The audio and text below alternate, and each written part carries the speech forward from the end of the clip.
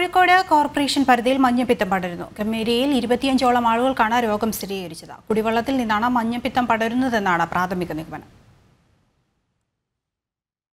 Corporation പരിധിയിലെ കൊമ്മേരി വാർഡിലാണ് മഞ്ഞപ്പിത്തം പടർന്നു പിടിക്കുന്നത്. എരവത്തുകുന്ന്, അക്കനാരിമീത്തൽ, ആമാട്ടുമീത്തൽ, ചിറക്കാട്ടുമീത്തൽ, വഴക്കാട്ടുമീത്തൽ തുടങ്ങിയ പ്രദേശങ്ങളിലാണ് രോഗം സ്ഥിരീകരിച്ചിരിക്കുന്നത്. രോഗം ബാധിച്ച 25 പേർ കോഴിക്കോട് മെഡിക്കൽ കോളേജ് ആശുപത്രിയിൽ ചികിത്സയിലാണ്. ഇതിൽ ഒരു കുട്ടിയുടെ നില ഗുരുതരമാണ്. കുടിവെള്ളത്തിൽ നിന്നാണ് രോഗം പടർന്നതെന്നാണ് സംശയം.